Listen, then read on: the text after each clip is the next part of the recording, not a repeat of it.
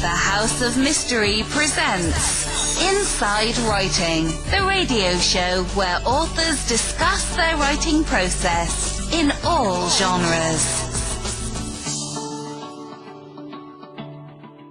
And welcome to the House of Mystery, and wow, what a show this evening. Not only have you got me interviewing, but you've got co-host Kevin Thompson, and we are interviewing such a popular person in the world of podcasts and the paranormal, and that is Jim Harold. Jim, we are thrilled to have you with us. Thank you so much for agreeing to be interviewed, not just by myself, but also by Kevin, which is like a 2-on-1 scenario. Yes, it is. Well, that's just fine. I'm glad to be here with both of you, and thank you for inviting me. It's my pleasure. Oh, you are so welcome. I've explained off air to Jim how Kevin and I both tend to interview a little bit randomly, in that I don't have a great deal of understanding or knowledge about Jim's podcast, and I make sure I do that deliberately to all my guests so that I can get to know the person rather than their public persona.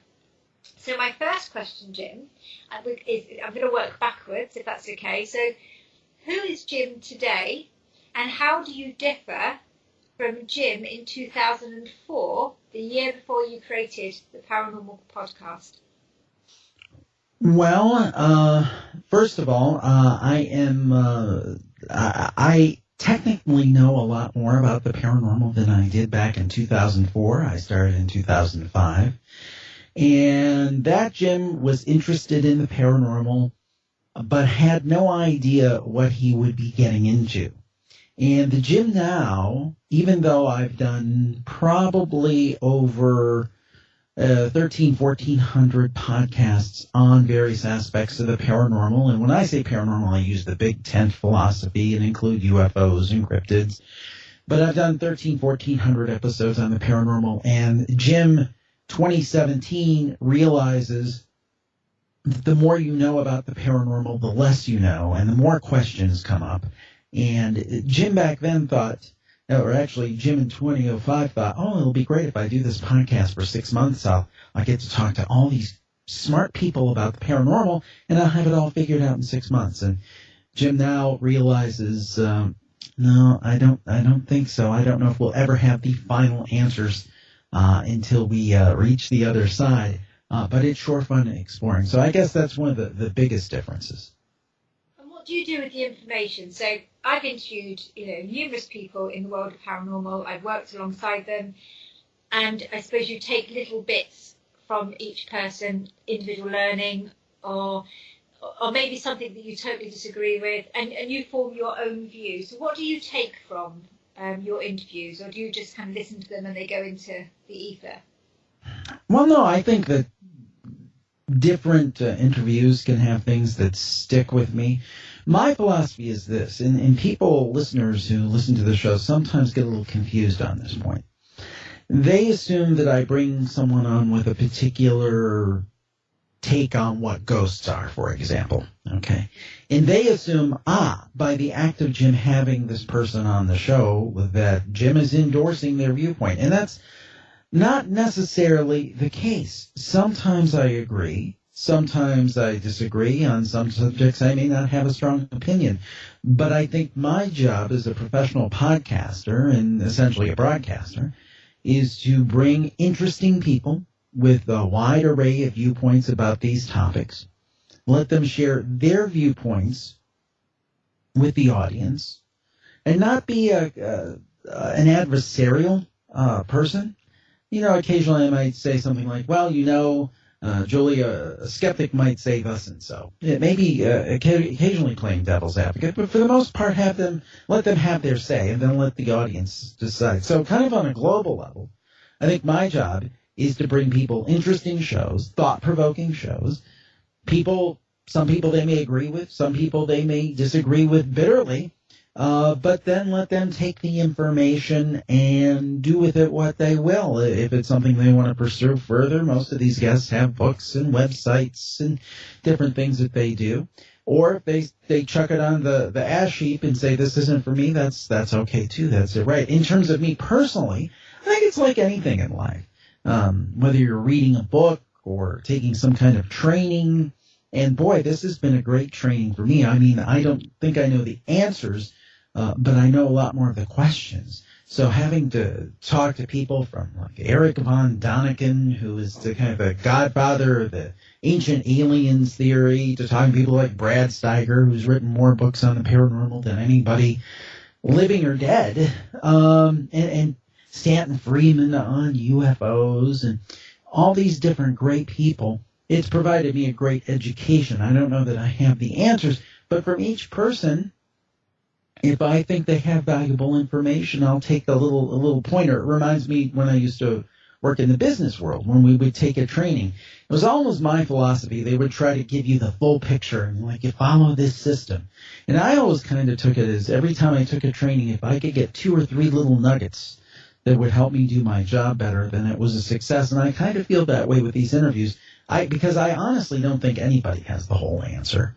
I think people have parts of the answer. So I try to pick and choose and take from them what makes sense to me. Yeah, so would it be fair, Jim, and let me say thank you for putting it so concisely. I mean, I completely agree with you. And as a host and co-host myself, sometimes I will pick a topic intentionally that I know nothing about in order to learn and to ask those questions.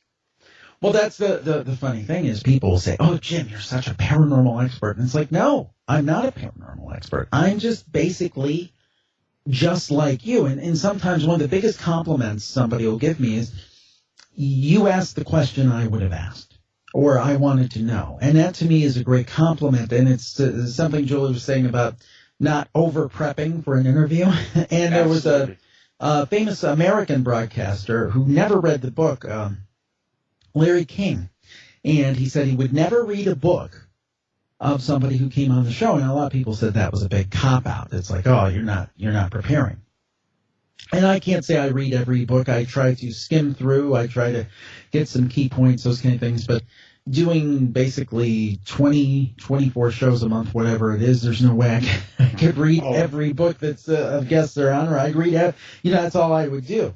But the point is that there's, I'm going to use this phrase, there's something good about knowledgeable ignorance, if that makes sense. Yes, you have a general idea, but if you know all the answers, you may not ask the right questions. So I think there is some validity to that. And I try to think, well, what would I want to know? And even if I do know the answer, for example, if we have somebody on talking about something like Roswell, now, I know the basic who, what, when, where, chapter, and verse, but you have to remember your audience may not know that. So you have to kind of pull yourself back, what you've learned, and kind of unlearn it and say, well, what would I want to know if I'd never heard of Roswell, or whatever the case may be? Or, for example, a big mistake people make is say, oh, well, for example, ghost investigation. Well, there were a lot of EVPs. Well, half your audience may not know what EVPs are. Exactly. So you got to make sure that it's a careful balance you have to strike between people who are knowledgeable, who are listening, and maybe people that are new to the field. Yeah, and here's a good point. Let's say you have a guest on, and then maybe 2 years later, you have that same guest on with an update. However, I usually start again from the basics in maybe the first couple segments in order to, bring new audience members up to speed. Right. No, I think that's important, and to refresh myself as well. But I think that's very important.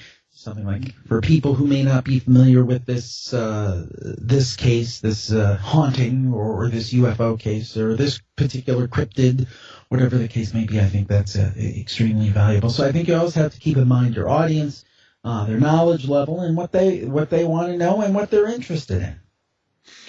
Now, we're sitting here talking, though, about, how we do shows and do radio shows, and we do podcasts, and how we cater to an audience. What was your influence, and how did you get started into it? Well, as I mentioned off air, I had gone to college for broadcasting or communications and my master's degree in communication. And I started in the early 90s at a radio station, and what I was told was, hey, you get a job anywhere you can in the radio station just to get in the building. Hey, sweep the floors if you need to. So there was a sales assistant job. And lo and behold, about a dozen years later, 2005, I found myself with a wife, 2 kids, a mortgage, and I am a salesperson. And that's all I've ever really been professionally in radio. And I kind of looked and I said, and I was 35 at the time, and I'm like, wait, this whole dream about being a broadcaster, that's over, isn't it? And then I heard about this thing called podcasting. And essentially what happened is I was thinking about, well, what can I podcast on? What am I legitimately interested in? Because I just don't want to be one of those people who gets on the mic and just talks about, what I had for breakfast. I want to find a topic that I'm genuinely interested in and maybe contribute something. Mm-hmm. And when I was a little kid, Leonard Nimoy and In Search Of kind of started me on the path. And ever since then, and so many people say that, by the way. So kudos to him. I know he's mainly thought of, and I know he was a host. He wasn't the producer or anything, but he's mainly known as Spock. But for a bunch of us out there, his work on In Search Of was just as important. Yes, every Sunday afternoon. Yep, here I'm calling from Cleveland, Ohio, 7 p.m. on Sunday nights. I would watch In Search Of and never missed it. But ever since then, if I, at that point, gone to a bookstore when we still had bookstores, or a library, I would instantly go to the paranormal section. And I was kind of bummed because first of all, there wasn't enough. And when I looked at podcasting and learned about it, I heard about these great broadcasters doing it, and I'm like, well, I don't know if I could do as well as they can, people like Leo Laporte and Adam Curry. But then I heard some of the homemade ones, and I'm like, well, I could do better than that. And that's how I started. I said, I want to do something that really interests me and I can learn about. So really, when I say that, when somebody listens to me and they say, well, you're a paranormal expert. Well, first of all, when I came to this, I knew nothing but what I read. And over the years, hopefully I've learned some things, but still not learned those answers. But I'm just further down in my journey than you are, maybe. I'm 12 years into my journey, but I'm still a questioner. I'm just, as I say, I'm not a paranormal expert. I'm just a guy who asks questions about the paranormal. Hopefully I ask some of the right ones. But that's how I got my start, and for a few years, I did it part-time and on the side, and it grew to such a point it was like having 2 full-time jobs, my day job and my podcasting job, and finally talked it over with my wife in 2012 and said, I think we can do better as a family. I can be happier and healthier and all of that stuff if I give this a full-time go. And to her credit, she said, go for it. And been doing it full-time ever since. I'm very thankful to the audience and the opportunity to do it. Jim, if I may ask, is there any aspect of the paranormal that you have listened to, you've asked the relevant questions, and then you felt a need to go out and investigate further on a practical level? So have you experienced going to a medium, going to a paranormal investigation, going out in search of UFOs, anything on a practical level? Actually, I've gone on some kind of minor ghost hunts, nothing real extensive. Honestly, I don't see that as my role. And that may sound very unusual because I think most people assume that if you are a host of a show, you're also either an investigator or a medium or those kind of things. And I don't see that as my role at all. I think my role is as almost like a paranormal journalist.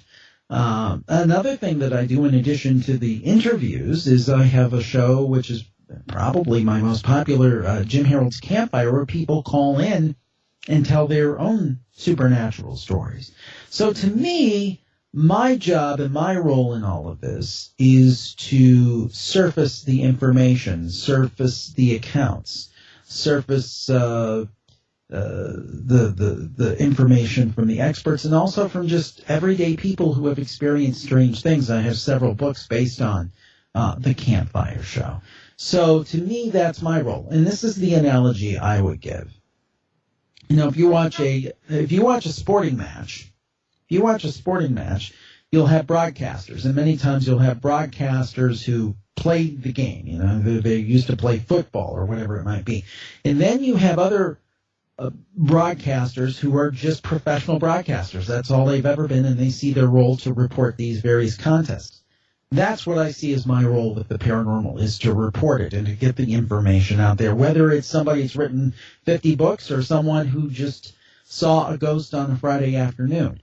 That's how I see my role. Not saying that I wouldn't go on an occasional ghost hunt or something like that just to experience it or for those reasons, but I don't see that as a major thrust of what I do or what I plan to do.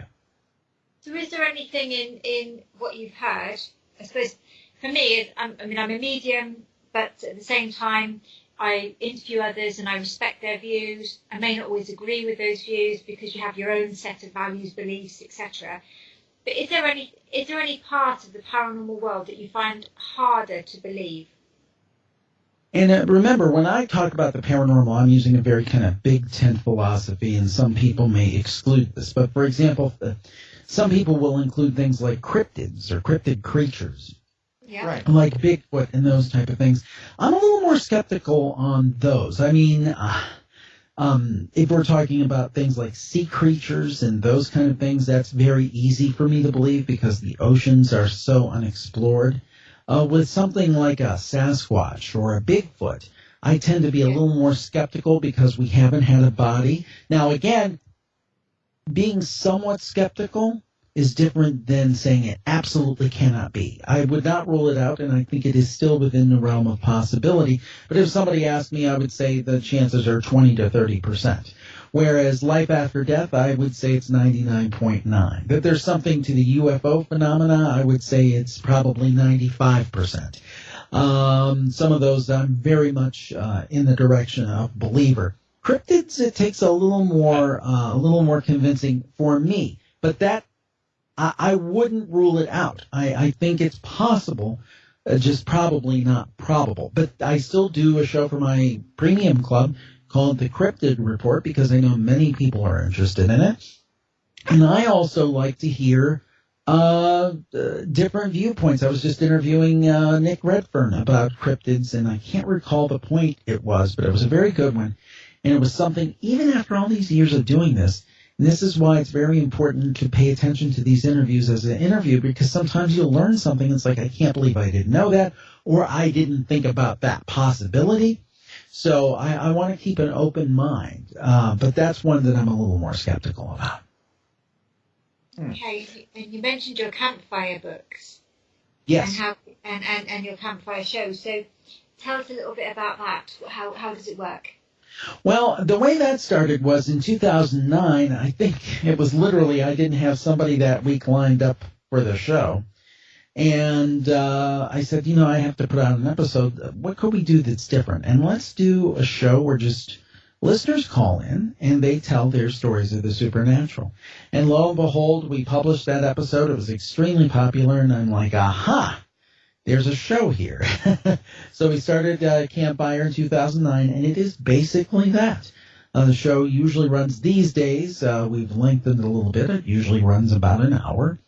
Sometimes a little more, and usually we'll have half a dozen people come on and say, Jim, I'm Bill from North Dakota, and this is what happened to me, and it's as simple as that. They just recount what happened to them. We don't coach them. We don't exaggerate. We get some, very subtle kind of accounts. We get some jaw-dropping accounts, but it's all very organic and very real. And that really seems to resonate with people. And when I first started it, I thought it was more like, this will be a very entertaining thing. This will be fun, like sitting around a campfire. And there's that aspect to it. Mm-hmm. But I was kind of surprised how it sat with people in the sense that it made them feel comforted. Because somebody would call. I had a gentleman who came on and said, and he was probably 60 years old. He said in 1969, he was a little kid and he saw a leprechaun. And then his brother said he saw a leprechaun. Now, in some quarters, if somebody would say that, they'd be laughed at if they called up to a traditional station, not a show like yours, but other programs, and said, hey, I saw a leprechaun in 1969, and they would say, have another drink. But not on my show, because I don't know what the man saw. And he mentioned that his brother later confirmed this. Now, maybe he saw something he interpreted as a leprechaun. Maybe it was something like the jinn, which are kind of shape-shifting, kind of scary creatures that if you don't know about, you want to be scared, check out the jinn, D-J-I-N-N. Yes. My point is that I never ridicule somebody. I never laugh at them because I don't know what they saw. In most cases, and the ones that resonate with me the most are the ones that go something like this. Jim, I don't see these kind of things. This kind of thing doesn't happen to me. But there was this one time. And then they go on to tell you this incredible story. And they're not, many of them are frightening. But many of them are heartwarming about a loved one who's passed. And maybe they got a sign back to them, or maybe a guardian angel saved them from certain doom. So I think the supernatural and the paranormal, we tend to think about it in the spooky and the scary realm. And that's fun, and, that's part of Halloween and entertainment and all that. And I do think that's a part of it. I think it's a continuum. But I also think there's the sweet and poignant and reassuring side of it, too. And we try to cover all of that on the campfire.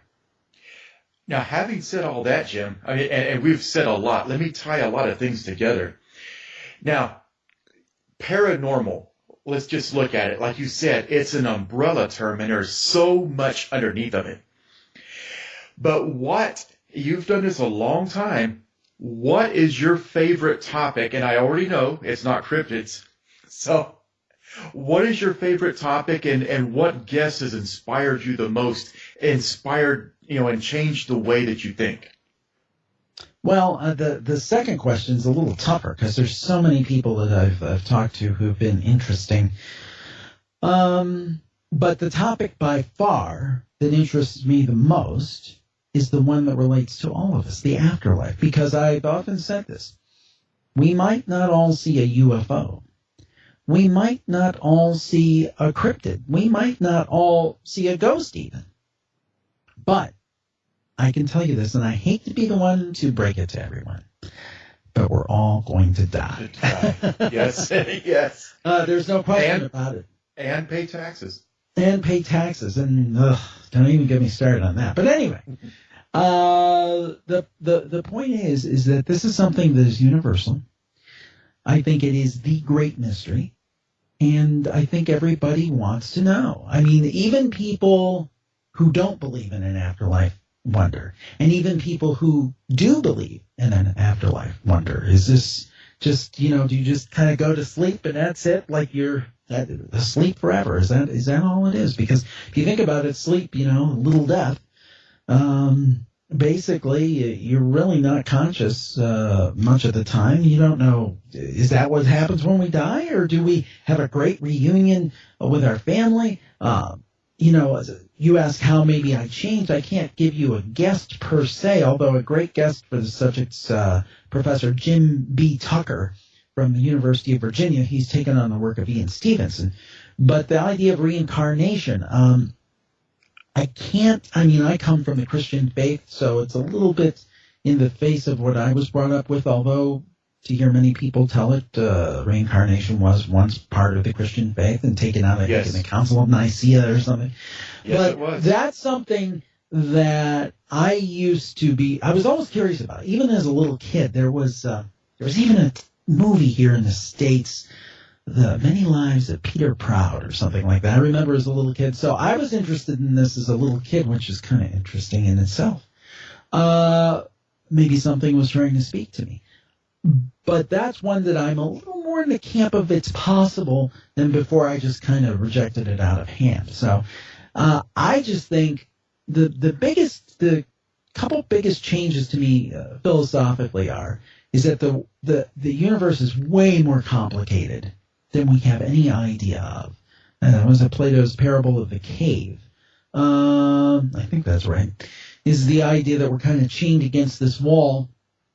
and we're seeing the shadows of flickering images of a fire, but we really don't know that there's a fire there. We really don't know what we're seeing. And sometimes I wonder if that's the case, we're just kind of swatting at phantoms, no pun intended.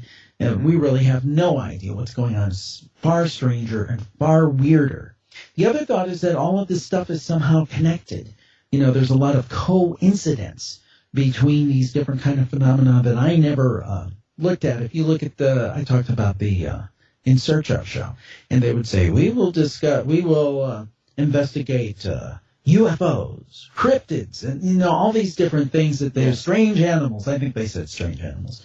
But anyway, they're very siloed and separated. And now I wonder, after talking to so many people, is there some connection between UFOs and ghosts? I don't know. Yes. For example, UFOs. I used to think, well, they're one of three things: hoaxes, little green men, or military. And I still think that those are possibilities. But now, is it something from another dimension? Is there a spiritual piece to this? So many possibilities I'd never even thought about. So that's going back to the first question. That's the way that changed my field of possibilities has increased greatly. Oh, now you got me fired up, Jim. Because finally, I have heard somebody else say it other than myself. Let's look at this big umbrella again of the paranormal. And why isn't it all possible and all connected? Like you said, everybody's stovepipes. You've got ghosts over here, cryptids here, UFOs here, ancient aliens here. Why isn't it all possible and all connected? Yeah, if you want to get sinister about it. And it was so funny. I was just on a paranormal cruise, and Rosemary Ellen Guiley, who has been a great guest on the show many times and is a great author, was talking about the jinn and the trickster element. And I had a presentation on black-eyed kids, which are these kind of phantom kids that show up and want to get into a home, and are very insistent. And the question is, what do they do once they get in? And they have their entire eyeball is black, just a terrifying thing. And some people think it's a meme, and some people think it's real. But what if things like Men in Black, black-eyed kids, shadow people, what if they're all under the umbrella example of jinn, which are kind of trickster creatures?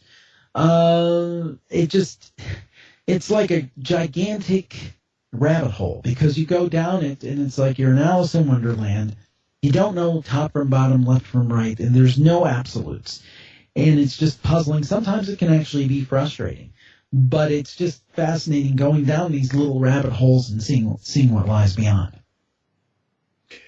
Now, do you feel at any point during this, and I'm going to call it an evolution, throughout your shows and throughout the education that you've gained from all these guests, do you feel at any point that your own personal beliefs have ever biased any of your interviews? Oh, I think everybody's personal beliefs biases everything they do. I think when we think, for example, I'll give you the number one example of that. I think scientists and skeptics. Now, my friend Scotty Roberts says there are two kinds of skeptics, one with a big S and one with a little s. Yes. You gotta be careful how you say that, because people get the wrong idea. But the point is that the skeptic with the little s says, hey, that could be. Let's take a look at this and see if there's some evidence for this, or what the story is. The skeptic with a big S will say, oh, can't be. I'm not even going to entertain this. It's just ridiculous, and let's not even look at it. Let's just set it aside. And it's very interesting, because you had asked about biases. And I think that sometimes people who are, quote, true believers don't see their biases. And I think people who are total debunkers don't see their biases. And I think that question you just asked, do you bring your own personal biases into interviews, and does it impact? I think anybody who would say no to that is either knowingly lying, or they just have a lack of self-awareness. Because I think we're all a product of our upbringing. We're a product of the things we're exposed to, what we read, our beliefs, and I think you can do your best. You know, I sometimes I interview people who are very on the far end of the metaphysical, or even people who practice things like witchcraft and those kind of things. Now, to me, I would never practice witchcraft, but I have to set aside enough of my personal biases to say, well, this is something that's of interest to people, and people want to know the real story about witchcraft. What is it really about? Is it evil? Is it all of these things? Or is it something else? So in those cases, for example, I will do an interview with a witch and someone who themselves calls themselves a witch and say, okay, tell me what it's about. And so I do my best to set those aside. Now, if we get a little darker and we get into things like Satanism and things, that's where I would draw the line. I would not knowingly do an interview with a Satanist.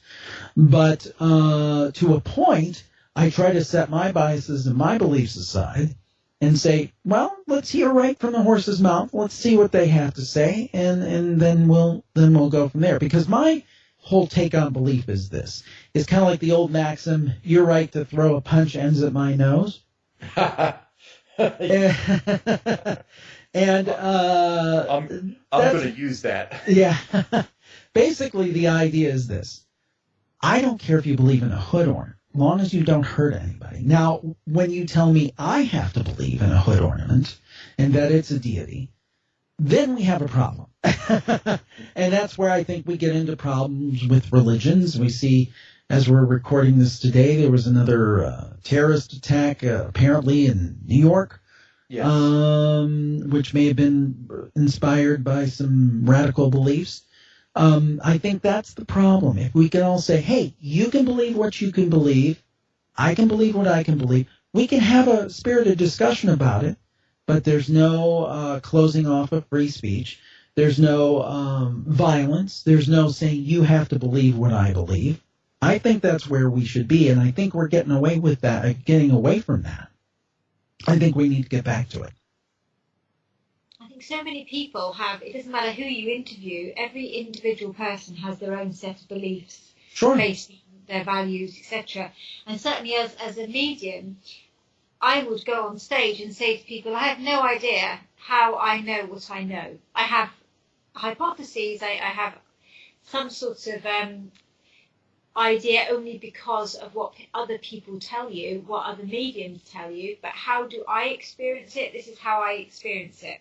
And if I was in a spiritualist church, I would never do a prayer, I wouldn't do the religious aspect, because I don't know if it's associated with a religion or there's a religious component that's giving me that information. I have no idea. It could be something totally skew in my brain that does that. So the more people we interview who are proclaiming to be of a certain belief system, the more questions are raised.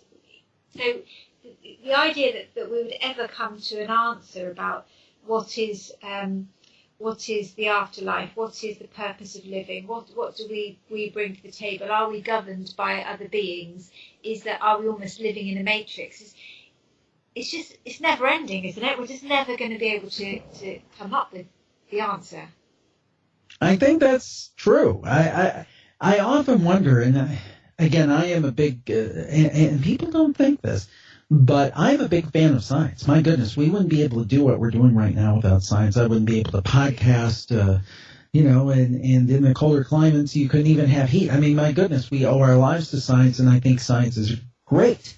But I do wonder if science has its limits, and if there's some things that science and scientific methods just can't penetrate, or at least the science of today can't. For example, the analogy I often use is that of DNA. Now, many scientists will say today, well, there's no such thing as the paranormal, and there's no such thing as the afterlife, or fill in the blank. And I would say this, by the techniques and the equipment and the processes that we have now, certain things aren't detectable. But who's to say that they aren't 200 years from now? For example, DNA.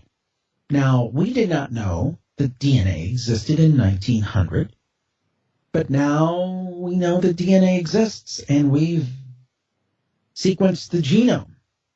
We know it exists, and we can quantify it and use it in many great ways, whether it's to fight disease or to solve crimes. But no clue in 1900. Now, if you would have talked to them about the ether, they would have said, sure.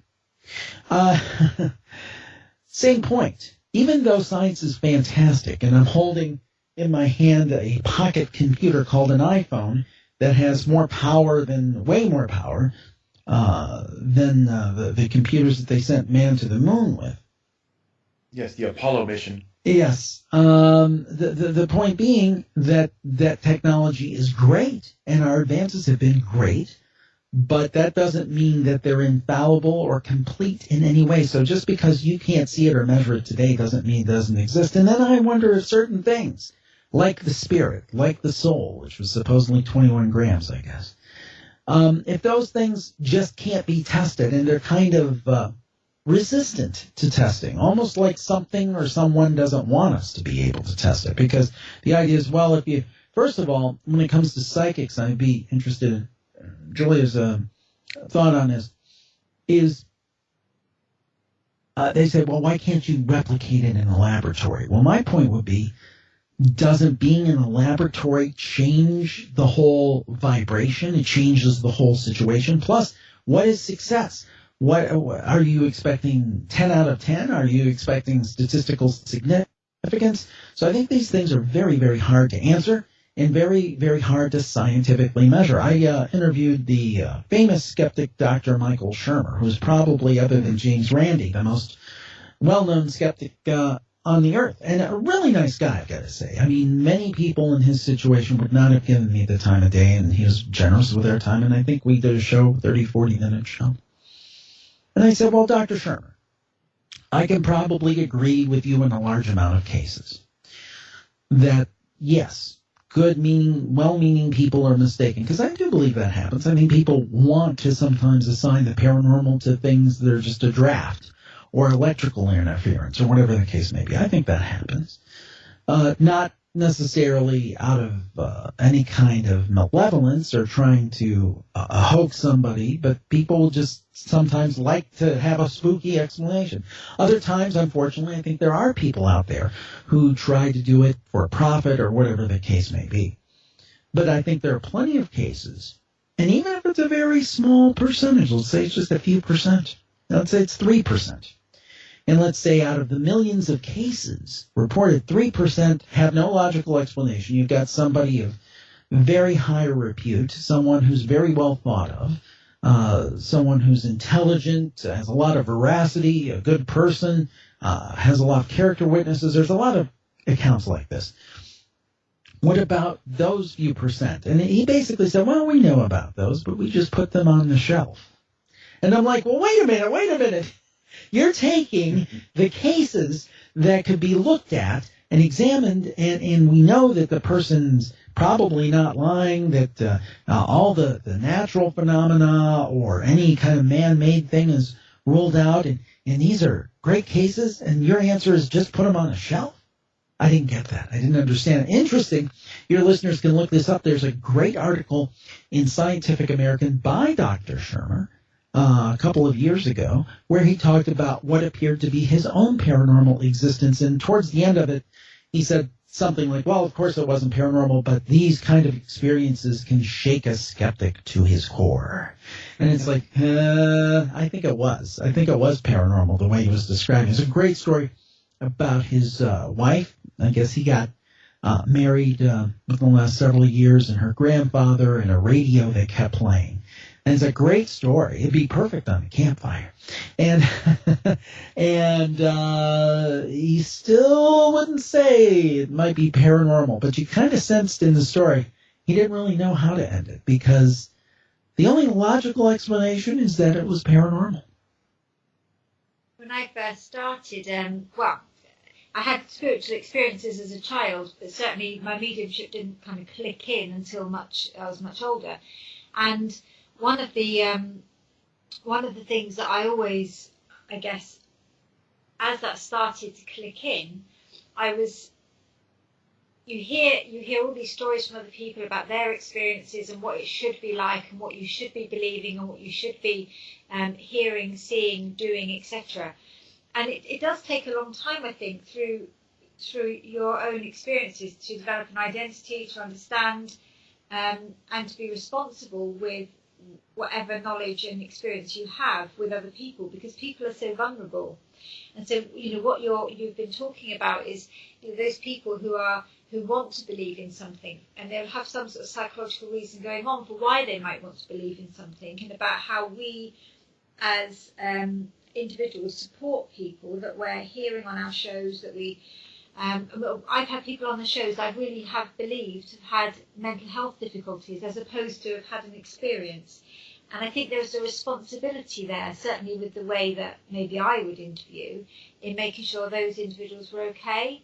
How do you manage that, Jim? If somebody was to come on your campfire series and start talking to you and you're thinking this isn't okay, how would you manage it? Well, if I felt it was something like that, since my shows are pre-recorded, I would not air it, and then I would kind of try to gently guide them to resources. It becomes a situation. It's a very tough call because I never want to be someone who judges people. But I think now this has been very few and far between. I think there have been a couple of cases where I've said, you may want to talk to clergy, you may want to talk to this, or seek out professional help, those kind of things. I think that has happened a couple of times. Very, very rarely, but I think that's kind of the way to go. Certainly don't ridicule it in any way. Don't necessarily air it. I would never air it if I thought that were really the case. But it's really, you kind of nailed it. It's a very tough call, because how do you make that judgment call? Because I don't want to be the person who judges somebody unfairly. I mean, I've had things happen to me where somebody might say, you're, for lack of a better term, crazy. So I'm very careful about that, but I think there are cases where it's absolutely obvious. I think you're correct. But that's only happened a couple of times, and those cases, I think, what I've directed them is to maybe seek professional help. As a medium going on stage, I would be aware that everybody in my audience is coming. There's two reasons why people are coming.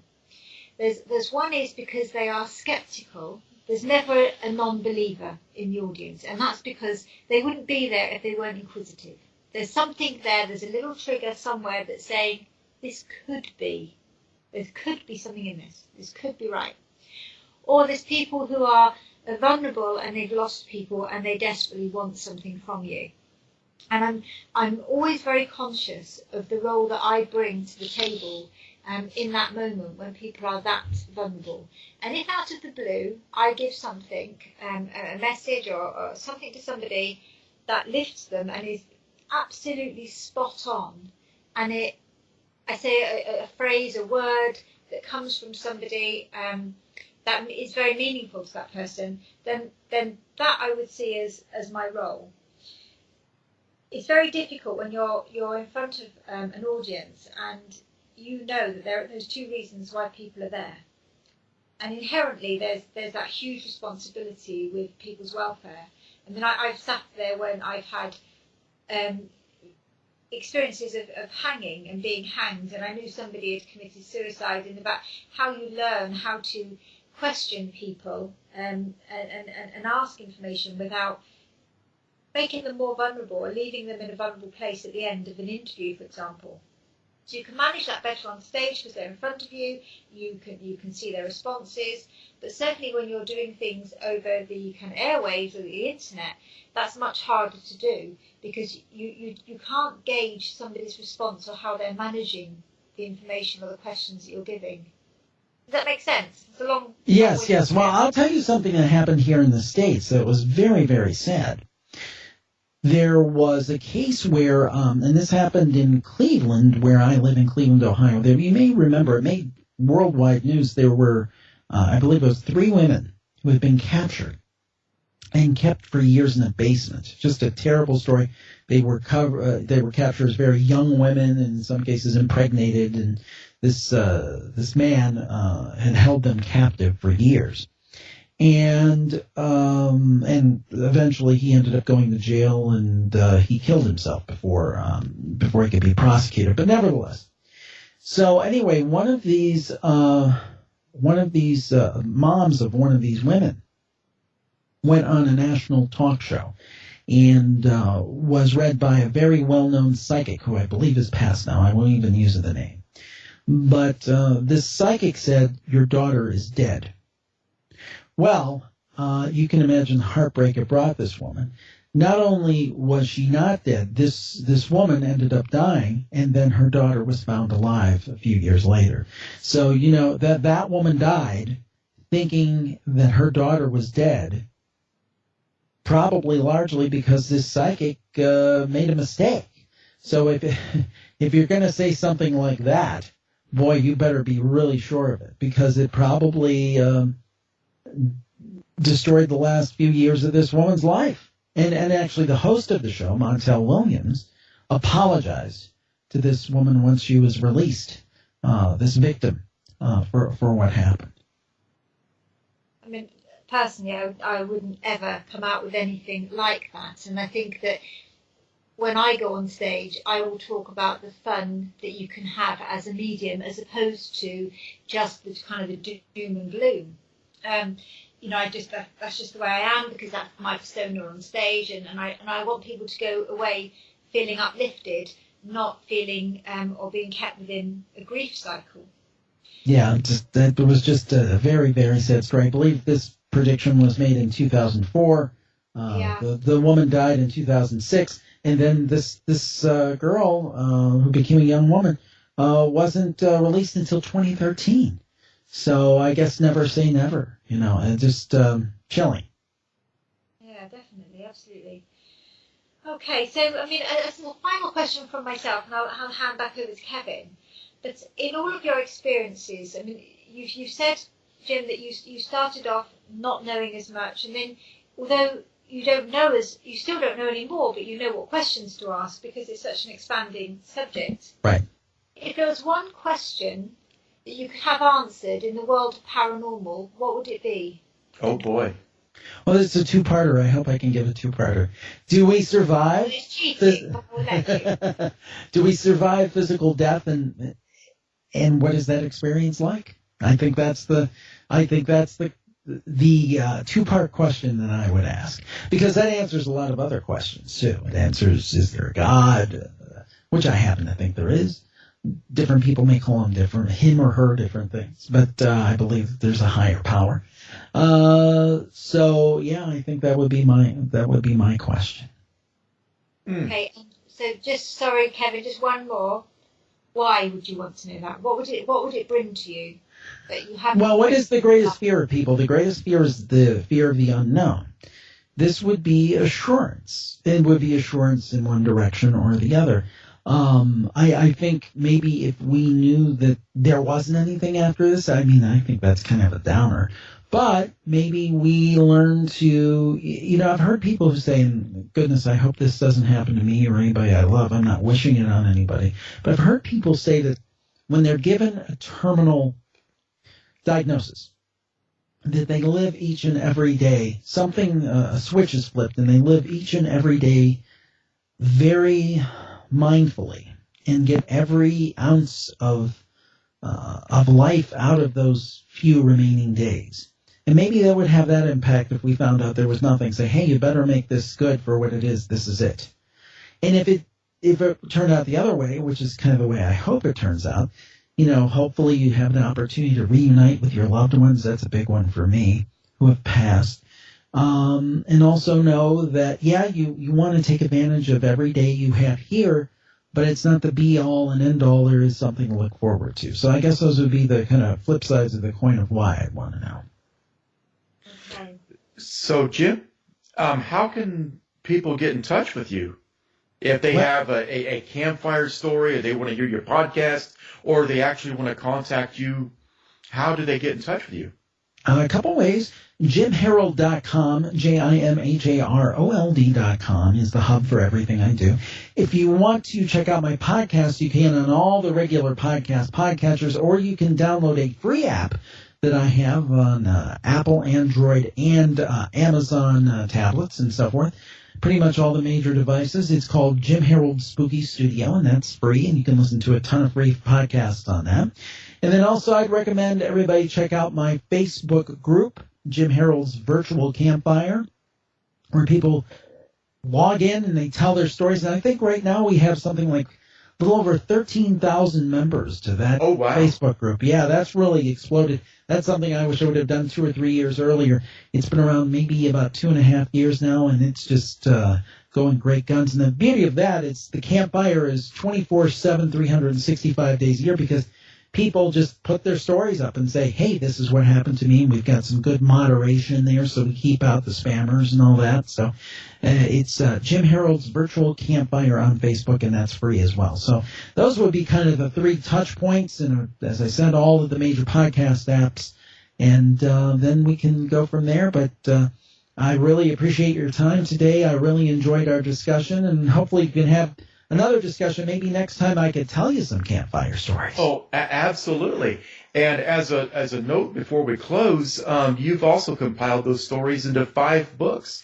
Where can the listeners maybe look for those? They can find them on Amazon, or if they want one easy link where they're all located, go to jimharoldbooks.com. That's jimharoldbooks.com. Thank you, Jim.